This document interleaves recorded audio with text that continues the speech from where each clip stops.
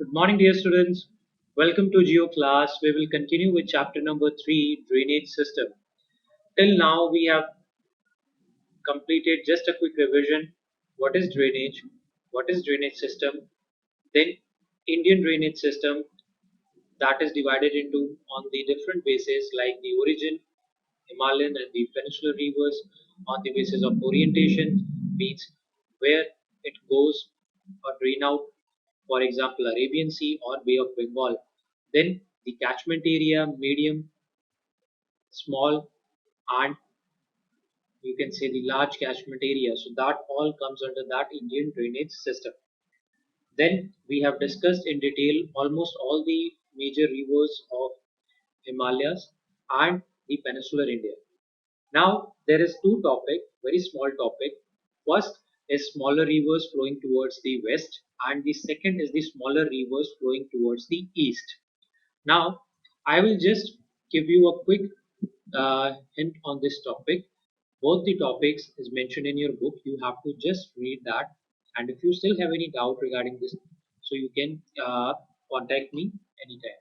Okay, when we are talking about the rivers, which smaller rivers which are flowing towards the west, then there are rivers like,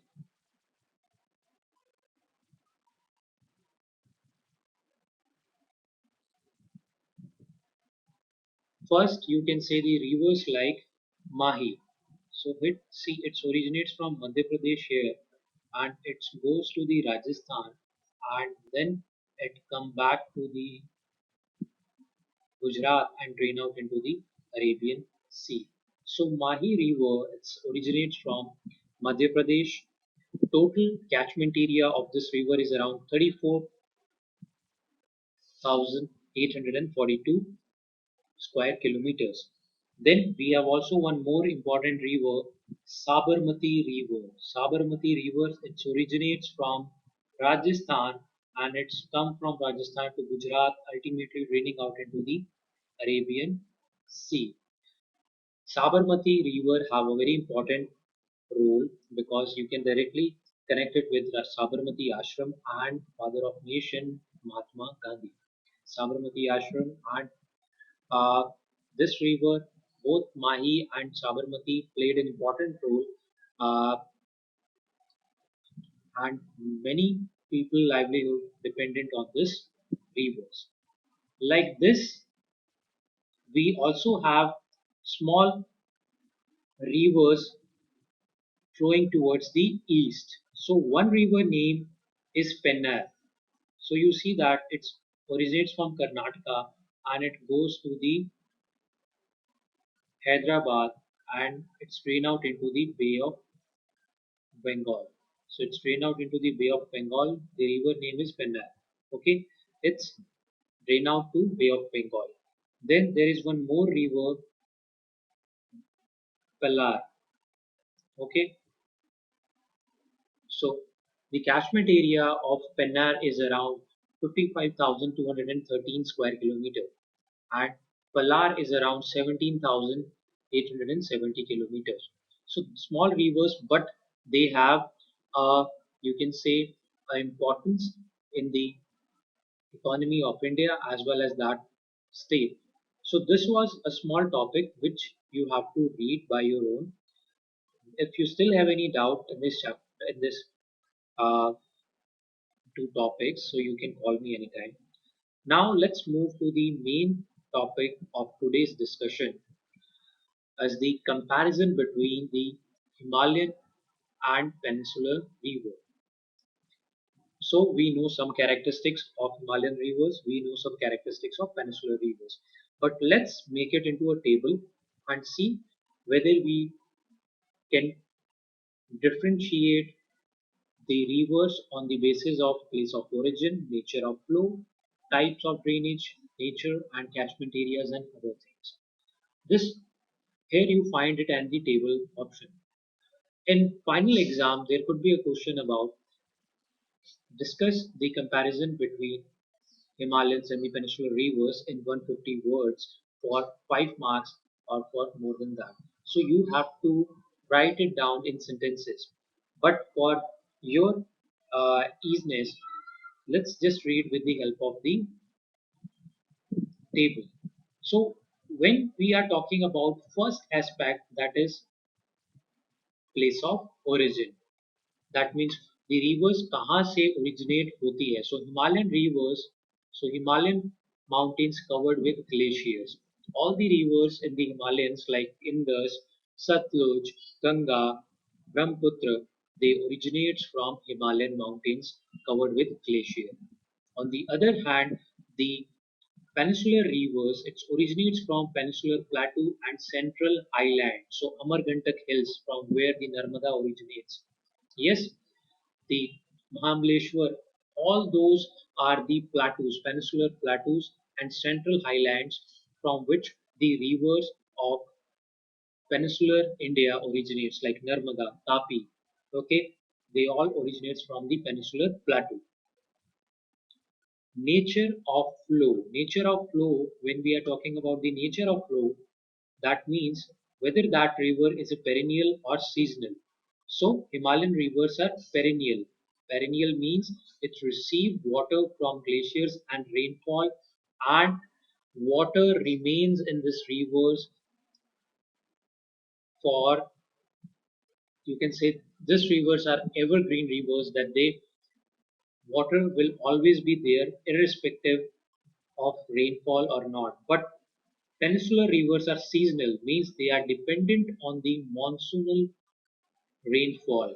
If the monsoon rainfall is good, then there will be a good water in the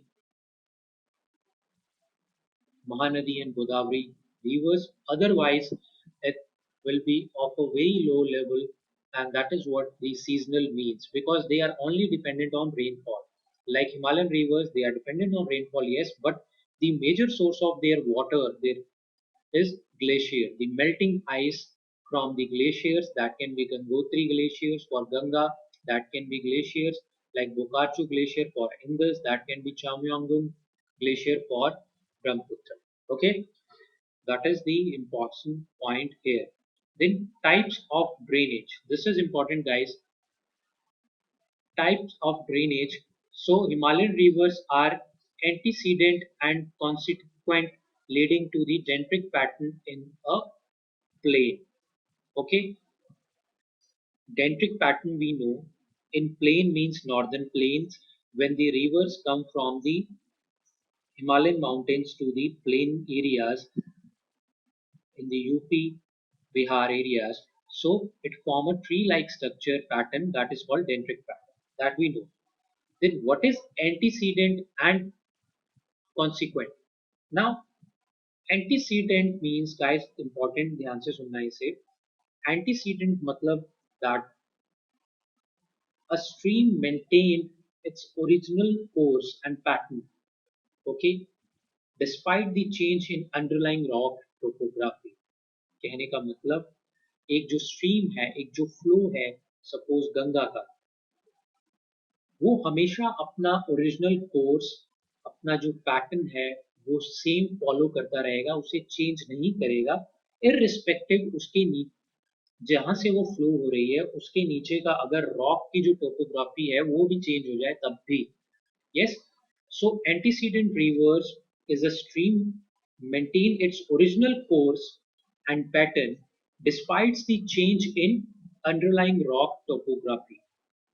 Okay, so Himalayan rivers are antecedent rivers, and what is consequent rivers? So rivers which can change their pattern, their streams, okay, with the underlying rocks and topography. So it is opposite to antecedent. Brahmaputra rivers, yes, it changes the pattern. We know that every year it changes the channel.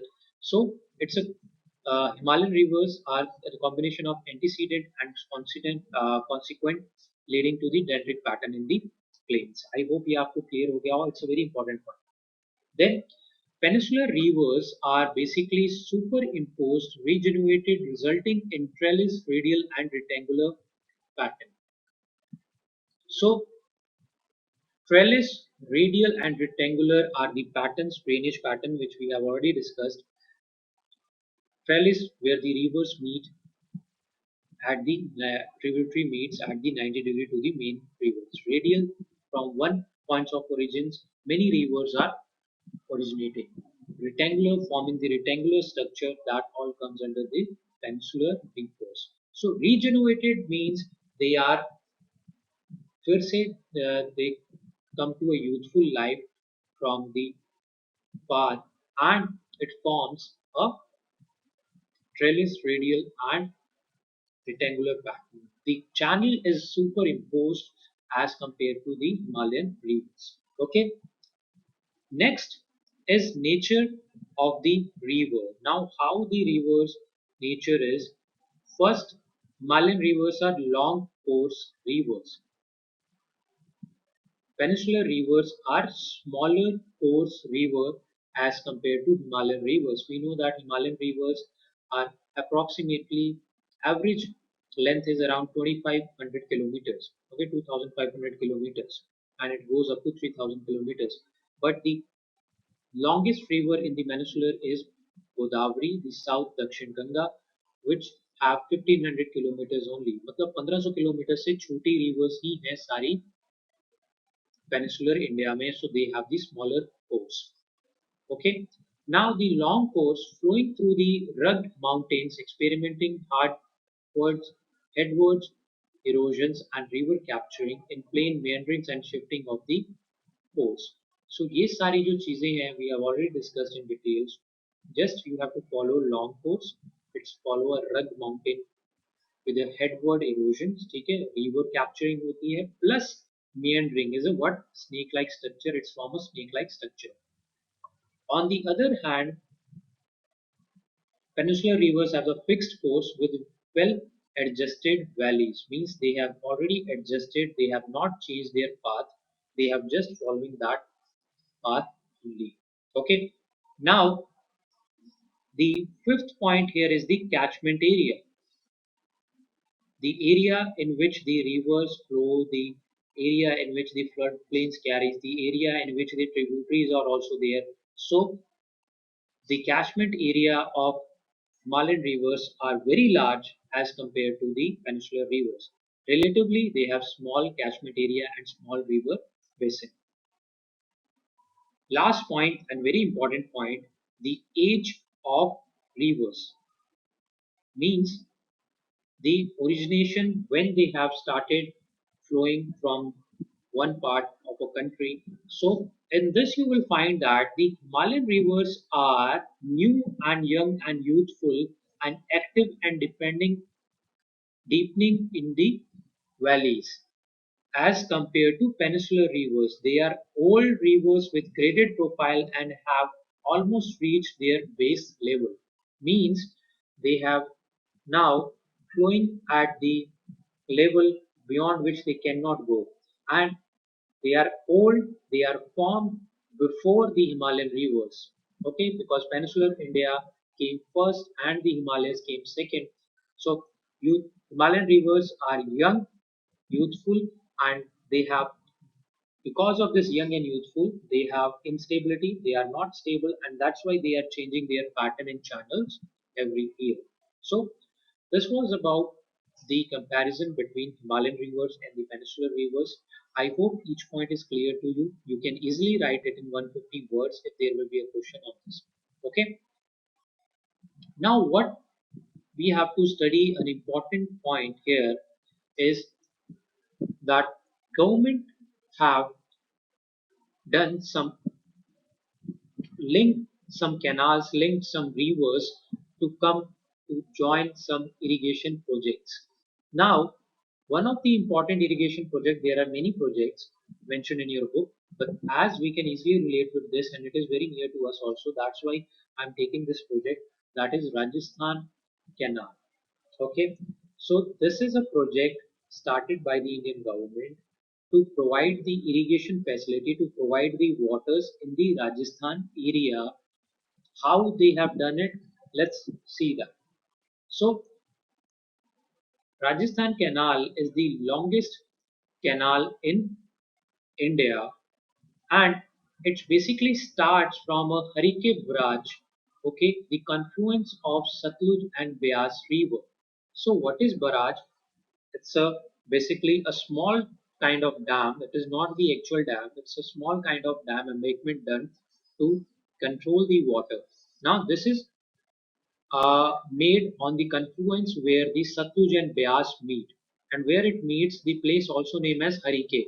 Okay, Harike Patan. Also, you know that it's famous for Sikh uh, history. So from there, they have cut out one big canal, and from there it flow from the Punjab then to Haryana, and then it reaches the Rajasthan where it do the irrigation, which it is used for the irrigation purposes. Previously, the known the Rajasthan Canal, it was renamed as the Indira Gandhi Canal after 1984, after the assassination of Indira Gandhi. So you can say that if Rajasthan Canal or Indira Gandhi Canal, we are talking about both are the same thing. The total length of this river, this canal is around 445 kilometers. So this is total 445 kilometers. It's flow from Punjab, then Haryana, and then Rajasthan. It's almost transfers seven districts of Rajasthan, and thanks to this canal, Rajasthan have a good agriculture facilities in Bardmer, Bikaner, Churu, Hanumangarh, Jaisalmer, Jodhpur, and Shri Ganganagar. So Shri Ganganagar is the districts adjoining to our Sirsa only. Okay, and Shri Ganganagar is also known as the wheat basket of Rajasthan.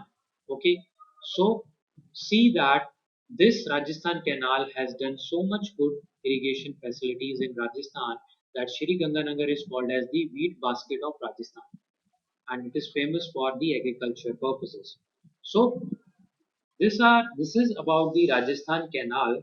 That's just a little bit for your knowledge. It is not written in our book. This is just an extra knowledge you should know because it is very near to us, and this is one of the great project taken care by our government. Okay, so thank you so much. We are left with just two topics that we will cover tomorrow, and then this chapter will be okay. Thank you so much.